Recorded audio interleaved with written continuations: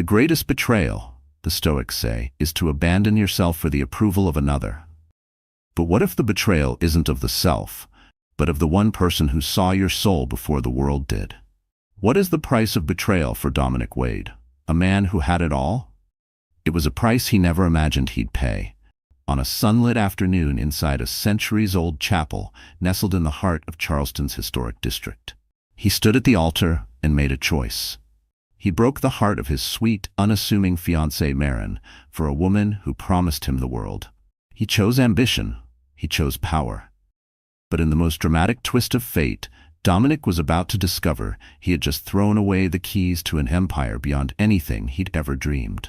He didn't just leave a woman standing at the altar. He walked away from the real heiress. This is the story of how the quiet girl he cast aside came back to reclaim her throne and deliver the most brutal revenge imaginable.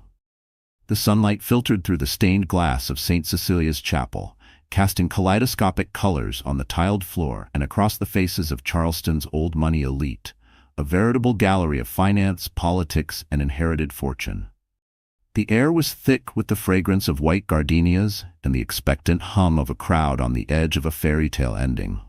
At the center of it all stood Marin Ellison, her heart pounding against her ribcage in a simple yet stunning Carolina Herrera gown. She felt like a fraud. She was a museum curator from Savannah, someone who lived for rare manuscripts in the peaceful solitude of archives. How had she ended up here, about to marry Dominic Wade, the most feared developer in the Southeast? She looked at him, tall, devastating in a Brioni tux. His dark hair was slicked back to perfection. His chiseled jaw seemed sculpted, and those storm-gray eyes held galaxies of ambition. For 2 years, he had been her everything.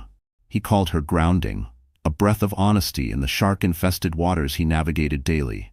He loved her calm intellect, her goodness, the way she was more impressed by his childhood stories than his millions, or so she thought. The organ swelled with a thunderous Bach prelude that made the chapel walls tremble. This was it.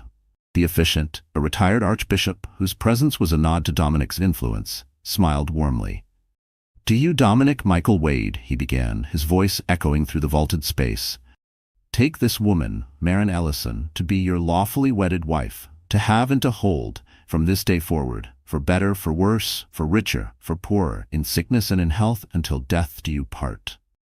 A beat of silence, then another. The murmur of the crowd faded into a crackling stillness. Marin's smile wavered. She saw it, a flicker in Dominic's eyes. Not love, not nerves, but calculation, cold and exact. He cleared his throat, and when he turned from the bishop to her, the warmth she had come to trust was gone, replaced with ice. "I can't," he said. Just 2 words. Quiet, yet they hit the room like an explosion. A collective gasp rippled through the pews. Whispers spread like flames. Marin felt her blood drain away. Her bouquet of peonies and sweet alyssum grew suddenly unbearable in her hands. "Dominic," she whispered, her voice threadbare, "what are you saying?"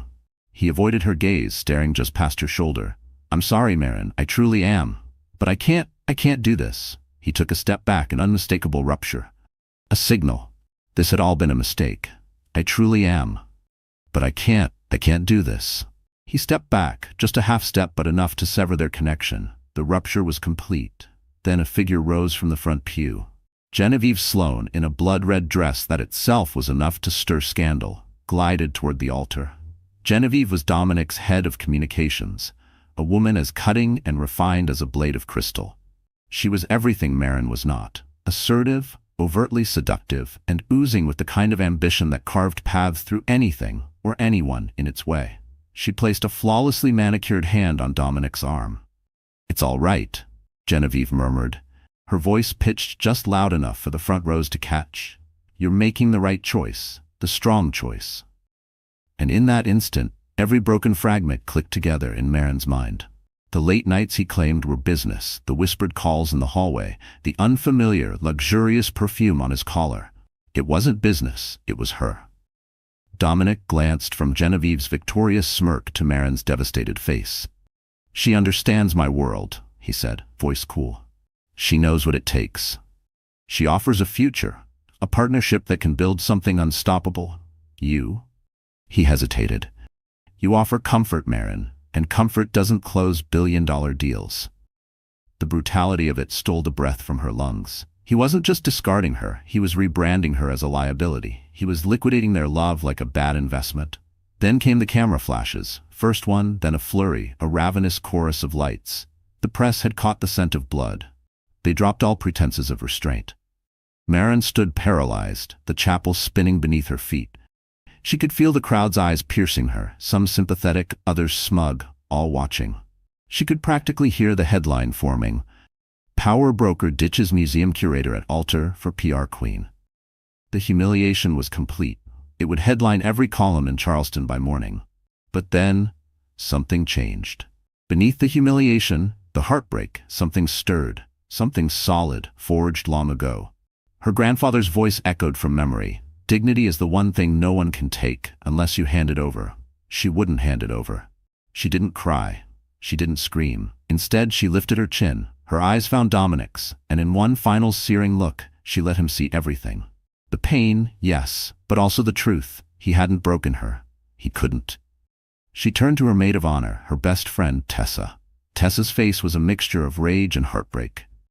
"Tessa, my wrap, please," Maren said, her voice calm. With a steady hand, she draped the silk wrap over her shoulders. Then she turned to face the crowd. From the far end of the chapel, a silver-haired man was already striding toward her with purpose. It was Mr. Callahan, her grandfather's trusted legal advisor and lifelong family ally. He reached her silently, offering a solid arm without a single word to Dominic or Genevieve. And just like that, Maren Ellison, the bride left behind, walked away from the altar. The sound of her heels tapping against the tiled floor echoed like a gavel through the chapel, a deliberate rhythm over the roar of whispers and shudders. She wasn't just leaving Dominic Wade behind. She was stepping into her future. And Dominic Wade, he had just made the most catastrophic mistake of his life. Beyond Charleston, miles away from the chaos, a black Aston Martin purred through the gates of an expansive estate tucked into the Carolina Lowcountry. Ancient oaks shaded the drive, their moss-draped limbs hiding the mansion from public view.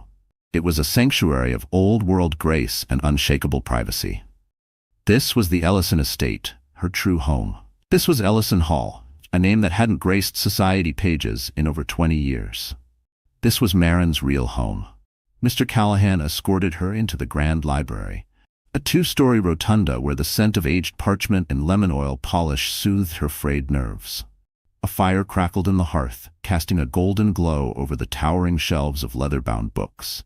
In a high-backed armchair by the fire sat William Ellison. His face bore the map of 92 long years. His eyes, though clouded by time, still gleamed with razor clarity. He was the patriarch, the force behind Ellison Enterprises, a multinational powerhouse with holdings in legacy media, green technologies, pharmaceuticals, and ironically, premier real estate. A titan in his time, a ghost in modern finance. And he was Maren's grandfather. He watched her cross the threshold, his expression a mixture of sorrow and iron will. He didn't rise, but he opened his arms. Maren went to him, collapsing into his embrace. The iron composure she'd clung to in the chapel finally gave way. The tears came hot and silent. The warmth of his arms, the faint scent of old cologne and fireplace smoke, unraveled something deep within her. This was the only place where she didn't have to pretend. The ache in her chest swelled, not just from betrayal, but from the bitter realization that even this moment of comfort came with a cost. She clung to him like a girl again, not a woman groomed to lead empires. And in that raw, unguarded second, she hated herself for craving this shelter, for needing to be held. Her voice had been stolen in front of a crowd. Now even her pain felt like it had been scheduled. He made his choice, William said, his voice gravel in truth. And in doing so, he failed the test. Maren pulled back, brushing at her cheeks. "Test?" she echoed. "That was my life, my heart. It wasn't a game." "Everything is a game," he replied gently but without apology. "When a fortune of this size is in play, I had to be sure. I had to know that the man you chose loved Maren Ellison, the gentle, brilliant curator, not Maren Ellison, heir to a dynasty." He leaned forward slightly. "So I laid a trap. I let it slip through the right channels that Ellison Enterprises was seeking an outside CEO. That my only heir had no interest in business, no role in the company's future. It was bait." He paused, watching her absorb the revelation. I needed to see if Dominic Wade, a man consumed by empire building, could love a woman who, as far as he knew, brought nothing to the table. Today, we got our answer. Maren stood still, her breath caught in her throat. It wasn't just betrayal she felt, it was exposure. Her relationship had been a cage dressed as a castle, and she had walked into it willingly, blind to the rusted bars. The man she thought had chosen her for who she was had only ever seen what she wasn't. And worse still, her grandfather had seen it coming, had planned for it. She didn't know what wounded more, Dominic's ambition or William's quiet certainty that love alone was never enough. A part of her wanted to scream, to ask why no one had ever told her how fragile her world really was. The truth settled over Maren like frost. Her entire relationship had been a final test in a strategy decades in the making, to protect her and the empire she never asked for. Dominic hadn't just failed, he was never worthy. "So what now?" she asked, her voice steadier. William gestured toward a heavy mahogany desk. Atop it lay a dark blue, leather-bound portfolio. "Now," he said, the glint in his eyes returning, "you stop being Maren Ellison, the archivist. It's time to become who you were always meant to be." Mr. Callahan stepped forward and opened the folio. Inside were legal documents, proxy statements, and a single letter. It was William's resignation. Effective immediately, he was stepping down as chairman of Ellison Enterprises and transferring his controlling 51% stake to her. Maren stared at the documents. Her name printed in clean, unflinching black ink, Maren Ellison. "Me," she whispered. "Grandfather, I'm a historian. I know medieval manuscripts, not corporate mergers." "Nonsense," William scoffed. "You have the sharpest mind I've ever known. You see patterns. You understand legacy. Business is nothing but history in real time." He nodded toward Mr. Callahan. "You'll have guidance from him, from our board. You'll learn faster than you think." Then William's eyes hardened. "But your first order of business isn't corporate." He gestured to a thinner folder lying beside the portfolio, a dossier. "Dominic Wade believes he's a king," William said, his voice cold. Turning to ice, his entire empire was built on leverage and ruthless expansion. His crown jewel, the Palmetto Tower, was the cornerstone of his future. Every ounce of Dominic's capital, reputation, and credibility had been poured into that project. But it had a flaw. A single point of failure. Mr. Callahan opened the file. It was a property deed. Wade secured nearly every parcel for the tower, the lawyer explained, except one. A historic building smack in the middle of the proposed site. It's landmark protected, and the city council refuses to approve its demolition. He's been trying to purchase it for over a year from a shell corporation based in Zurich. He thinks he's close. Maren looked from the document to her grandfather. Realization hit like a shockwave. "Don't tell me." William Ellison smiled, a rare predatory glint in his eye. "That shell corporation, of course, is owned by Ellison Enterprises. And the deed," he said, "is now in your name. Dominic Wade's Palmetto Tower can't rise unless you allow it. His future is, quite literally, in your hands." The weight of the statement wasn't lost on her. Maren's fingers trembled slightly as she traced the edge of the deed. This wasn't just a legal document. It was a loaded weapon, handed to her with the trust of a legacy and the fire of a betrayal. For a moment, she felt the enormity of what she now controlled. The power to halt the man who had discarded her as easily as a failed investment. Her heartbreak, once raw and aimless, had just been given a direction. Meanwhile, back in Charleston, Dominic and Genevieve were celebrating at the Ivy Room, an exclusive rooftop club with sweeping views of the harbor. Champagne sparkled in their flutes as they toasted to their new beginning. "To us," Dominic said, clinking his glass, "to building something real, something that matters." "We shed your dead weight today," Genevieve purred, trailing a finger down his silk tie. "That dull little curator was dragging you down. You need a queen, not a kitten. With our combined strength," she continued, "nothing can stop us." Just then, Dominic's phone buzzed. A frantic message from his COO. "Dominic, we have a serious problem. The deal for the Charleston Row property just collapsed. Seller backed out last minute. Worse, the entire block was sold this morning. New buyer." Dominic's brow furrowed. "That's impossible. They were days away from closing." He typed quickly, "Who bought it?" The reply came seconds later, and Dominic's blood ran cold. "Entity we've never dealt with before, Ellison Enterprises." Genevieve leaned over his shoulder, reading. Ellison, she said slowly. I thought the old man William was basically a recluse. That company hasn't made a move in decades. Why now? Why that building? Dominic felt a knot tighten in his stomach. It had to be coincidence, a fluke, just unfortunate timing. It couldn't be anything else. He had just discarded Maren Ellison, and the name Ellison, that was a relic, an echo from another era.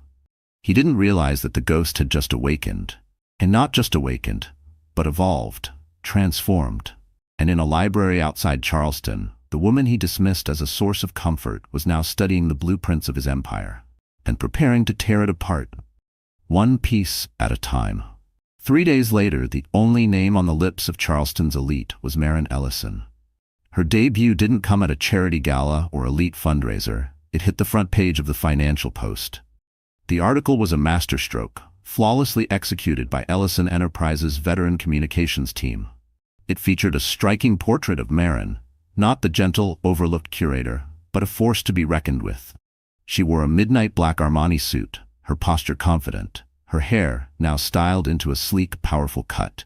She gazed from the photo with the same calculating, brilliant eyes as her grandfather. The headline? The Ellison Legacy. Maren Ellison, named heir to billion-dollar empire.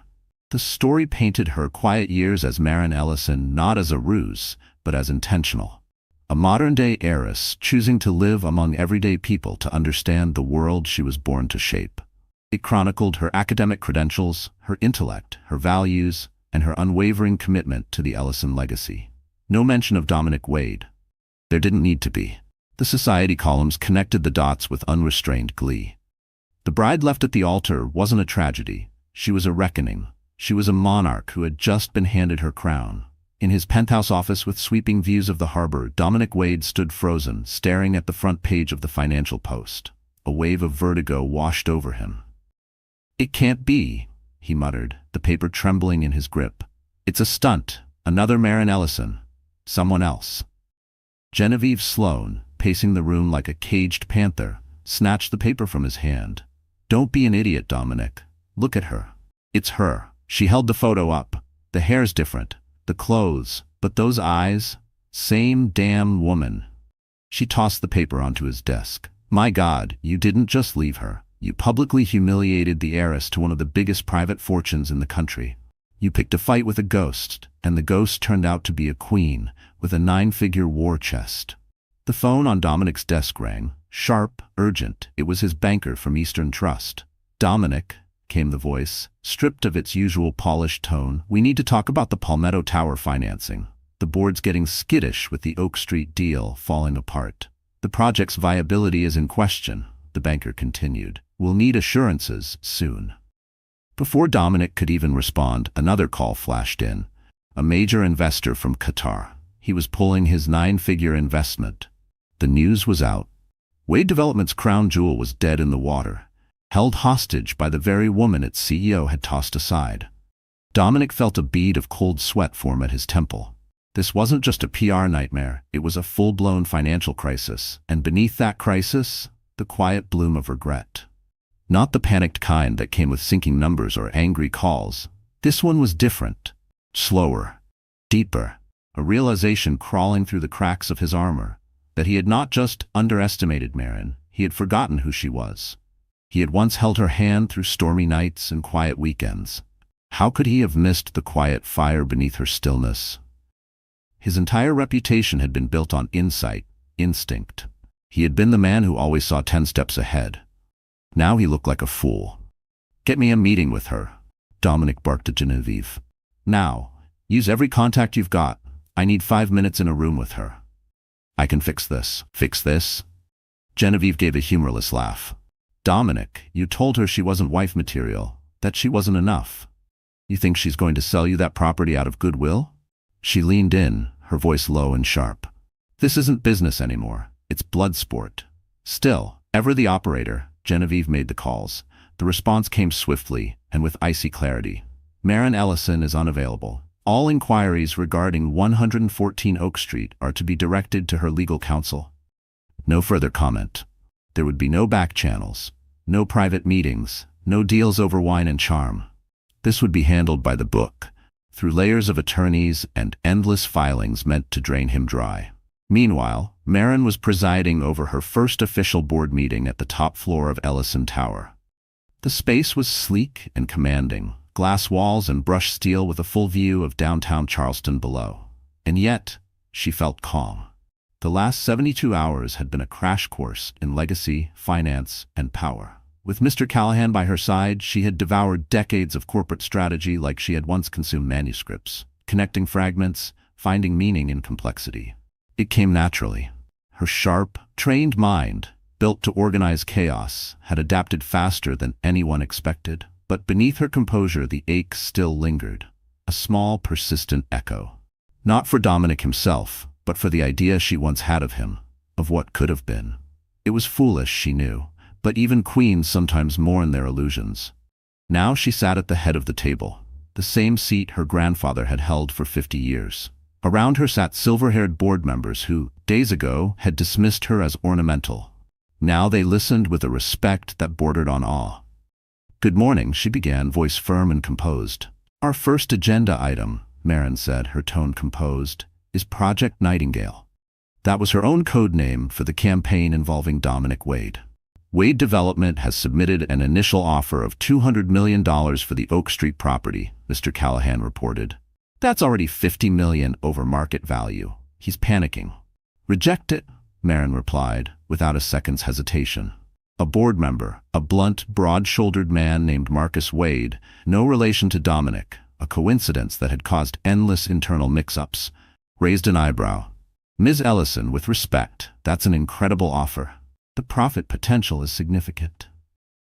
"Profit is not the objective here, Marcus," Marin answered calmly. "The objective is leverage." She let the silence settle before continuing. "The Oak Street building is a protected historical site. It was designed by my great-grandmother, an acclaimed architect in her own right. We're not selling it. We're not demolishing it." She slid a set of crisp blueprints across the table. "We're restoring it." The room stilled. "I've retained the top historical preservation architects in the world," she continued. "We're converting the building into the new global headquarters for the Ellison Arts Foundation. It will house a museum, a gallery, and a cultural preservation institute. We break ground in 30 days. The board was stunned. This wasn't just about blocking Dominic's project. Marin was planting a monument, an architectural legacy, squarely in the heart of what was meant to be his triumph. It was strategy as spectacle, a public message. You tried to build a temple to ambition. I'll build one to heritage, on its ashes. This move will generate enormous public goodwill, Marin said, gaining confidence. It positions Ellison Enterprises as a guardian of history, not its destroyer. The tax benefits are considerable, and the long-term brand impact is incalculable. Any questions? There were none. For the first time, the board didn't just see William Ellison's granddaughter. They saw a leader, a true Ellison. But beneath the power suit in perfect posture, a flicker of doubt tugged at Marin. She had made the right decision. She knew that. Still, the speed at which she had stepped into this world of strategy and dominance left a cold place inside her. A quiet fear that she was trading pieces of herself to win this game. That somewhere, the soft-spoken curator who once cared only for ancient books might be fading. The news broke that afternoon. Not as an attack, but as a glowing press release about a bold new philanthropic initiative. But for Dominic Wade, it was nothing short of a declaration of war. He watched the report unfold on a massive screen in his office, Genevieve standing wordlessly by his side. The footage showed renderings of the beautifully restored Oak Street building, a crown jewel of Southern architecture. Then came the development map, highlighting the gaping void surrounding it, the broken ring where the Palmetto Tower was supposed to rise. "She's not just blocking me," Dominic muttered, voice low and seething. "She's mocking me. She's turning my life's work into her damn pet project." He slammed his fist on the desk, the glass of water beside him shaking violently. "Fine, she wants a war? I'll give her one." His eyes burned with something darker than rage. "There's more than one way to break a person," he growled. "If I can't take her down in real estate, I'll hit her where it hurts." He turned to Genevieve. "Dig," he ordered. "Everyone she's ever known, friends, exes, mentors. I want dirt. No one lives a life that clean. Find me a weakness, a scandal, anything. If I can't bring down her empire, I'll destroy her name." Genevieve's smile was slow and razor-sharp. This she understood. This was her kind of fight. "Consider it done, darling," Genevieve Sloane said with a wicked smile. Her fairy tale is about to turn into a nightmare. The battleground shifted, from corporate boardrooms to the murky depths of public opinion. Genevieve was in her element now. She mobilized her arsenal, a web of journalists, gossip bloggers, and social media influencers, all eager for juicy bait. The campaign was surgical, a slow drip of venom meant to corrode Marin's carefully cultivated image. It began subtly. A blind item in a niche society column questioned whether Marin's low profile had masked a troubled past, hinting at a mysterious European wellness retreat. Then came a blog post, complete with unearthed college photos, perfectly innocent images of her holding a red Solo cup at a party. The captions, however, suggested a wild side she was desperate to bury. Then it turned vicious. They attacked her competence. An insider at Ellison Enterprises leaked a fabricated report to a financial outlet, suggesting Marin was nothing more than a figurehead, a naive girl propped up by a shadow board. They labeled her philanthropic venture a vanity project that was hemorrhaging money and trust. Marin felt every blow like a lash. And what stung most wasn't just the lies, it was the whisper of doubt they stirred inside her. In the quiet moments between meetings and legal briefings, she found herself questioning her own readiness. Was she truly leading? Or just wearing the costume of power her grandfather had tailored for her? She'd expected contracts and countersuits, not whispers, not lies. "They're painting me as unstable, unqualified, or fake," she said one night in a tense meeting with Mr. Callahan and her new head of security, a former MI6 operative named Kincaid. "Whatever move we make, they twist it into something weak." "This is Genevieve Sloane's playbook," Kincaid said, grim. He tapped a thick dossier on the table. "She doesn't attack facts. She manufactures more compelling fiction. Doubt is her weapon. In the court of public opinion, doubt is as damning as proof." "So what do we do?" Marin asked, voice sharp with frustration. "Do we issue statements? Denials? Fight every lie?" "No," Mr. Callahan said calmly, grounding the room. "We do not fight her on her battlefield." He folded his hands, gaze steady. "Your grandfather always said, never wrestle with a pig, you get dirty, and the pig enjoys it. We stay above, we stay clean, and we answer with truth." The Ellison counteroffensive was a quiet storm. The legal team began filing libel suits, not with fanfare, but with ruthless precision. Letters landed at editorial offices like grenades, no grandstanding, just cold legal consequence. The message was clear. Print lies about Ellison and prepare to face the courts. Smaller blogs retracted their stories almost overnight. At the same time, Marin's media team launched their own campaign. They didn't deny the party photos. They highlighted them in a Vogue spread titled "From Archivist to CEO," portraying her as modern, relatable, and human. They didn't hide her librarian background. Instead, a primetime news feature showcased how her skills in archiving, pattern recognition, historical analysis, long-view thinking, made her uniquely suited to lead a company built on legacy. While Genevieve waged war in the shadows, Marin was building a dynasty in the light. But even in the glow of those wins, Marin sometimes found herself staring too long at her own reflection in the glass office walls, wondering if the woman looking back was still hers, or someone else entirely. But Dominic Wade was growing restless. The smear tactics were too slow. His flagship project remained paralyzed. Investors continued to evaporate, and each morning, the sight of the Oak Street building, now wrapped in scaffolding and bearing the Ellison crest, felt like a dagger in his gut. "This is taking too damn long," he snapped at Genevieve from behind his desk. "Her reputation's barely scratched. Meanwhile, I'm bleeding out. I need something bigger, something that hits." "I'm working on it," Genevieve snapped, tension creeping into her voice. "But she's clean, Dominic.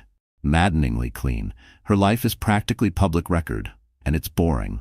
"Then find something that isn't in the damn record," he roared. "Everyone has a secret, a past lover, a buried scandal." "What about her parents?" Dominic asked, pacing his office. "They died young, right? Car crash? Are we certain?" he added, eyes narrowing. Genevieve Sloane's expression lit up with cold fire. "Now that is an interesting question." The new attack was monstrous. A notorious conspiracy blogger, bankrolled by an anonymous donor, released a grotesque post titled "The Ellison Tragedy: Accident or Assassination." It spun a disgusting fiction, suggesting William Ellison had orchestrated his own son's death to retain power. It claimed Marin's secluded upbringing wasn't for protection, but silence. The moment the story hit the web, Marin knew a threshold had been crossed. This wasn't business, this wasn't rivalry, this was desecration. She was in her grandfather's study when she read it. The words swam behind a veil of burning tears. William, reading over her shoulder, grew still. The air thickened, frozen. And for the first time, Marin saw something she'd never seen in her grandfather's face. Rage, pure and undiluted. "He's gone too far," William Ellison said, his voice a low and dangerous growl. "He has reached into my blood, my son's grave, and tried to defile it. He has mistaken my silence for weakness." His eyes burned as he turned to Marin. "The time for leverage is over. The time for defense is over. Now we destroy him." He reached for the phone. "Kincaid, get in here. Bring me the red file." Mr. Callahan, seated nearby, paled slightly. "Are you sure?" he asked. "We agreed that was a last resort." "He targeted my dead son," William snapped. "This is the last resort." Kincaid entered with a slim, crimson-colored portfolio. Inside were the results of a full-scale background investigation, commissioned quietly by the Ellison security team back when Dominic first started dating Marin. It was standard protocol. Most files were thin. Dominic's was not. "He didn't build his first tower with a handshake and a bank loan," Kincaid began, laying out the facts. "His seed money came from Viktor Rykov, an oligarch with extensive documented ties to organized crime.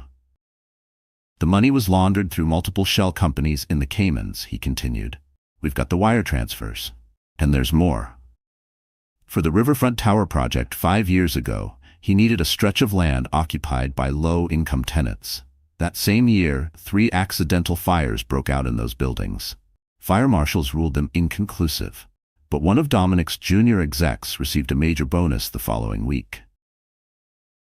That exec now resides in a country without a U.S. extradition treaty." The room fell silent. This wasn't tabloid gossip. It was potentially criminal. Arson, money laundering, corruption. "We held this back," Mr. Callahan said quietly. "Releasing it could trigger federal investigations. It could hurt innocent people at Wade Development." Marin's eyes were ice. "His concern for innocent people was non-existent when he humiliated me in front of the world," she said. Her voice had no tremble, only steel. "His concern was non-existent when he dragged my dead parents into the mud. He has forfeited any right to mercy." She turned to William. William gave a single, sharp nod. "Kincaid," Marin said, her voice clear, authoritative. "This doesn't go to a blog. You'll compile a fully documented, evidence-backed report. We're sending it to 2 places." She paused, drawing a breath. "There would be no turning back from this.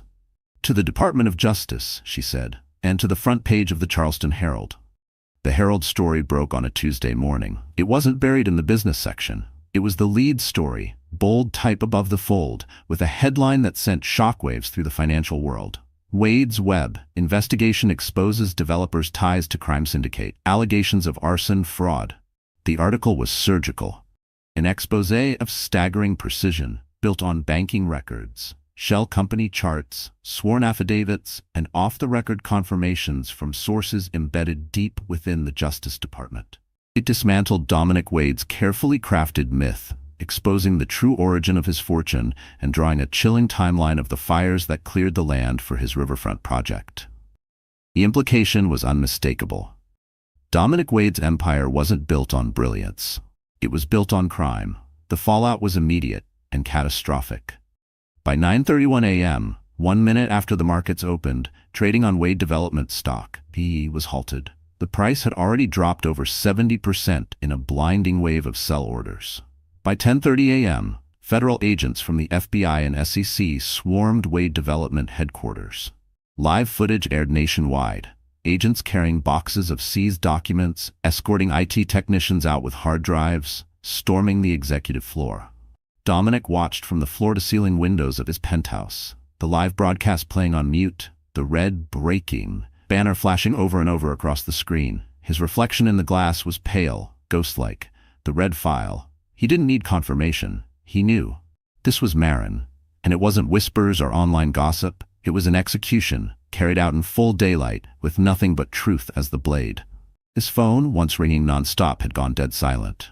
The board? gone. Investors? Vanished. His powerful friends? Now ghosts. Every name in his contacts list had turned to smoke. Genevieve Sloane stood across the room, pale and frantic, yanking dresses and heels from the closet and throwing them into a leather suitcase. "What are you doing?" Dominic asked, his voice a dull echo. "What does it look like I'm doing?" she snapped, not even glancing his way. "I'm getting out." "You're just leaving," he stammered. "This isn't over. We can fight this." "You're Genevieve Sloane. You're a PR genius. You can spin this." She froze mid-motion and turned, her face a mask of disbelief and disdain. "Spin this?" she repeated, voice sharp. "You're under federal investigation for racketeering and arson, Dominic.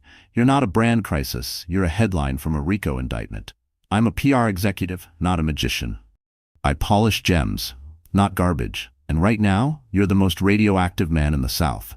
He reached for her, desperate. "But us, our future, the empire we were building," she laughed, cold, final.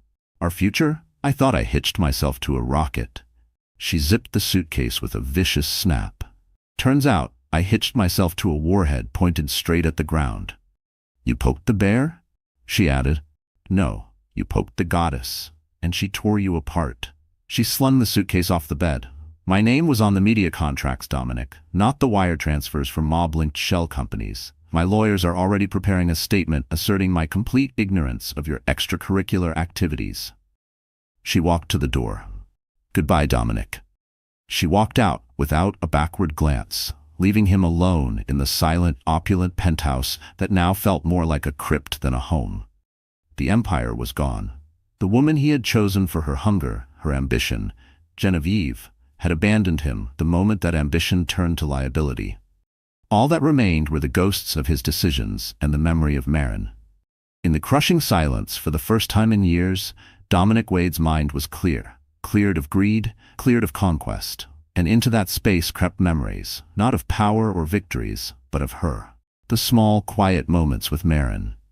The way she lit up when she discovered a rare volume. How she brewed his tea just the way he liked it after long nights at the office, never asking about deals or numbers, only, "Did it go okay?" He remembered autumn in Colonial Lake Park, her hand warm in his, the rustle of red leaves underfoot, the laughter, unfiltered and real.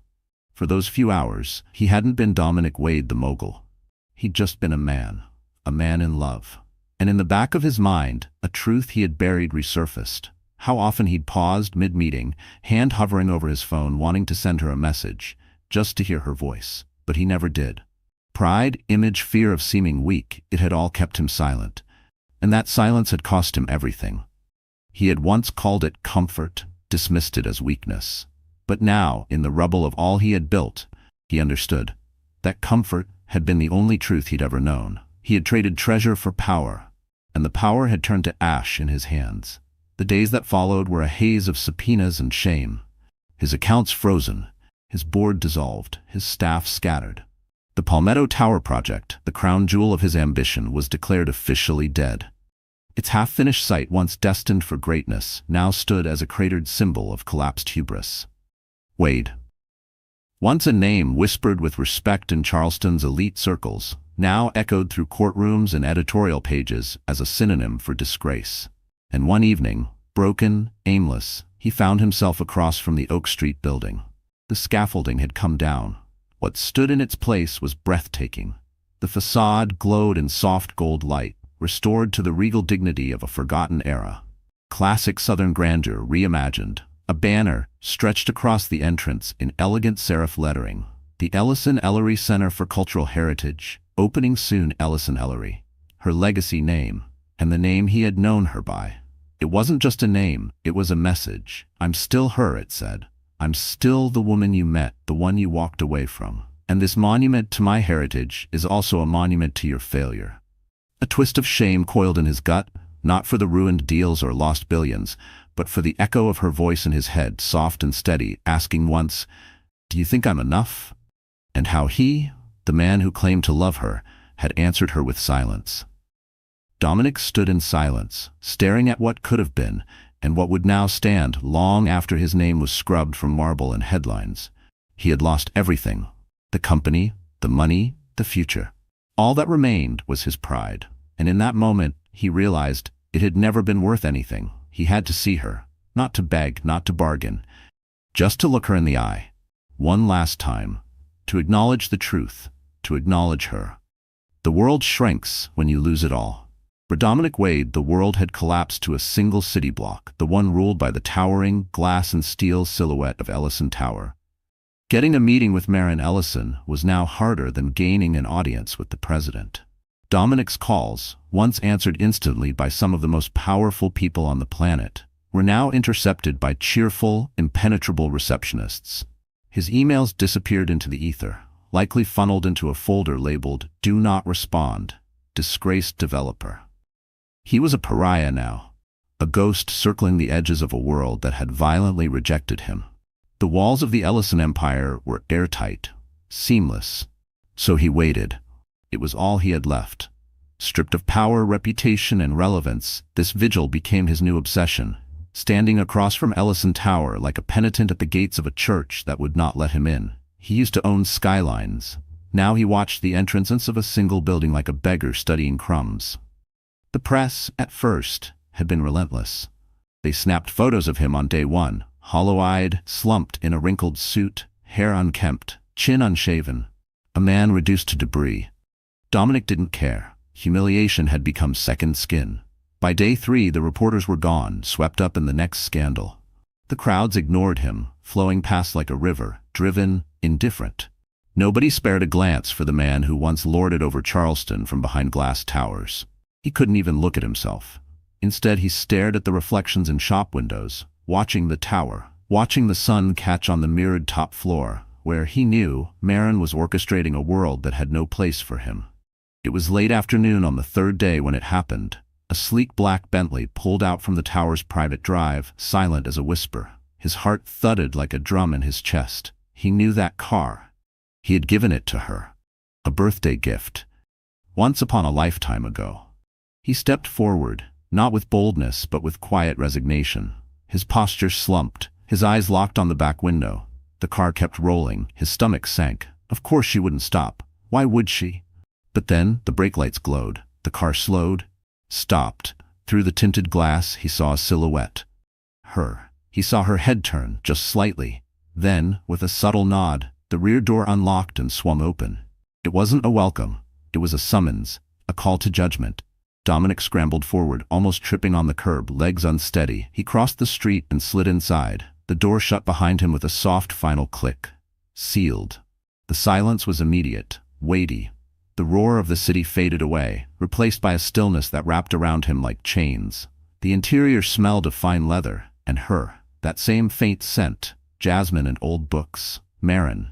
The scent that once meant home, now hollowed him out with every breath.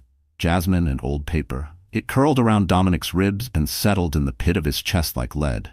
Marin didn't look at him. She sat poised, elegant, her gaze fixed out the window, Charleston's late-day traffic gliding past in silent motion. "You wanted to see me, Dominic," she said at last. Her voice was even, controlled, not angry, not sorrowful, not triumphant. It was neutral, chillingly so. The voice of a CEO acknowledging an unscheduled disruption to her day. "You have 5 minutes." The detachment cut deeper than a scream ever could. He swallowed, his throat thick. "Marin?" But her name, spoken from his mouth, felt wrong now. Misplaced. Too personal for the stranger she'd become. His voice cracked. He started again. "I'm sorry," he whispered, "for everything. What I did at the chapel, it was unforgivable. I know that. I was a fool. A blind, arrogant, pathetic fool." She said nothing. Her hands rested perfectly still in her lap. Her profile, composed, carved from ice. No anger to rage against, no emotion to reach for. Just silence. The quiet stretched between them like a chasm, wide, uncrossable. Dominic had once been the master of words, of deals closed with charm and persuasion, but now each syllable felt like a stone dragged from the depths. So he kept going. The words stumbled out of him, raw and uneven. "I spent my life chasing shadows, chasing a version of success that didn't exist. I thought power was things, buildings, assets, headlines. I thought love was just partnership, strategy, return on investment." He glanced toward her, hoping for something. She didn't turn. She looked like something sacred, untouchable, a relic of what he could never reach again. "Genevieve, she wasn't the cause," he continued, voice low. "She was just a symptom, a mirror for the worst parts of me." Choosing her was like choosing a darker version of myself, the one I thought I needed to be. A twitch, barely perceptible, her jaw. It was the first sign she'd hurt him at all. I see it now, he said, the last of his composure peeling away. I see what I destroyed. The polished executive voice was gone, just a man now. Unmade. A man who had built towers but failed to see the foundation of what mattered. If I had known about your family, your name, it wouldn't have changed anything. Because I didn't see you, not really. I threw away something irreplaceable. Your kindness, your quiet fire. The way you saw me. Not the CEO, not the image. Just me. His voice trembled with the ache of knowing that truth came too late, the echo of a life he could have had pressed like a bruise against every word. His voice broke. He looked away. His shoulders crumpled as if the weight of it all, the loss, the shame, the clarity had finally snapped his spine. I've lost everything, he said. My company, my name, my future, and I deserve it. I deserve all of it, Dominic said, voice nearly gone. I'm not here to ask for the building back, or for anything else. I needed to say I'm sorry. And that I loved you. I really did. I was just too broken to know what to do with it. The car came to a smooth, silent stop. Dominic blinked, disoriented. He looked out the window. They were parked outside a small brick building on a quiet street in the historic district of Charleston. At first, it didn't register. Then it did. The library. Her world before all of it. Marin finally turned. Her gaze met his fully for the first time. It was steady, clear, no trace of the soft, adoring woman he'd once left standing alone at the chapel altar. Her warmth had been replaced by something sharper. Something unbreakable. You say it wasn't about the money, Dominic, she said quietly, her voice wrapped in steel. But your actions say otherwise. You didn't just leave me. You made a spectacle of it. You humiliated me in the most calculated public way imaginable. You weighed my worth, measured it against your ambition, and decided I didn't measure up. She gestured toward the library window, her hand graceful and firm. You see that place? That was where I was happiest. That's where I felt rich. My value wasn't buried in some hidden trust fund. It was in the life I built with my own hands. Quiet, simple, fulfilling. And you looked at it and at me and saw less. She leaned in slightly, and for the first time, Dominic saw the full blaze of the woman she had become. The same fire that once fueled her grandfather now lived in her. And then, she continued, voice razor sharp, when you realized the magnitude of your mistake, when it finally clicked, you didn't repent. You retaliated. You and Genevieve tried to ruin me.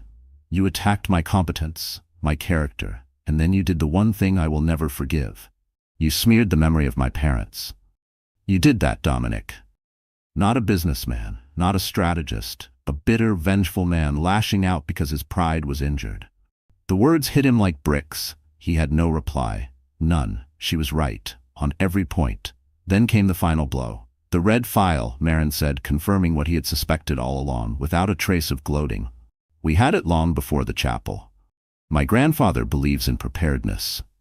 We never would have used it. We don't ruin people. That's not how we operate. It's ugly, undignified.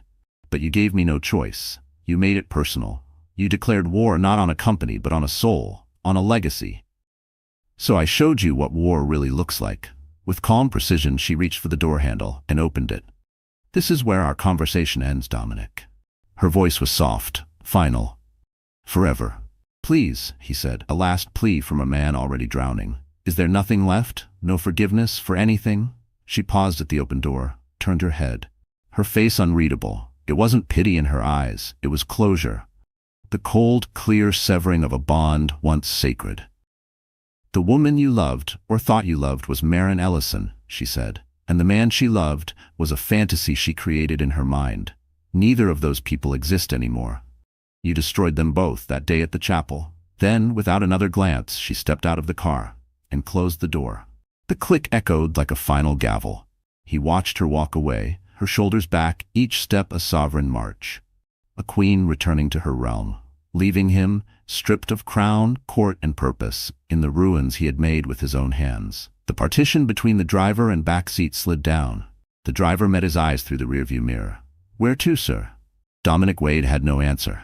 Where does a ghost go? He had nowhere left to be, no one left to see. Once, he touched the sun, but he wasn't scorched by fire.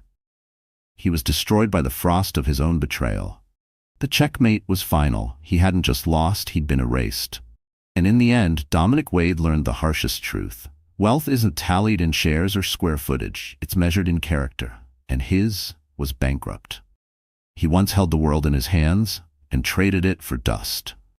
So the story has come to an end, hasn't it? And yet, dear friends, if you're still here, still watching, still feeling, then something about this journey must have stirred your heart in some quiet, powerful way. Maybe it's the sting of betrayal, or the courage of starting over. Or maybe it's the realization that even the deepest pain can lead to the most profound transformation. Dominic Wade had everything. Wealth, power, prestige. But he lost it all. Not because someone took it from him, but because he couldn't recognize the real treasure standing right in front of him. And Marin? She didn't just survive the betrayal, she rose from it. She reclaimed her legacy, her voice, and above all, her power. There's a lesson here for all of us. As the Stoic philosopher Seneca once wrote, sometimes even to live is an act of courage. And Marin lived. She didn't hide from the pain. She faced it. She used it. She didn't become cold. She became clear. That clarity shaped her new identity, one forged not in comfort, but in fire. This story reminds us that our worth doesn't come from who validates us, but from how deeply we know ourselves. And when life strips us down, when we feel lost or discarded, maybe that's not the end. Maybe it's just the place where we begin again, stronger. So if you've felt heartbreak, or if you've ever been underestimated, know that you're not alone. You are the author of your own comeback. If this story touched you, share it. Let someone else know they're not alone. Like this video, subscribe to the channel, and join us for more stories that speak to the strength we forget we carry. Because healing isn't loud. Sometimes it's just the quiet decision to stand up again. Until next time, stay strong and never forget who you are becoming.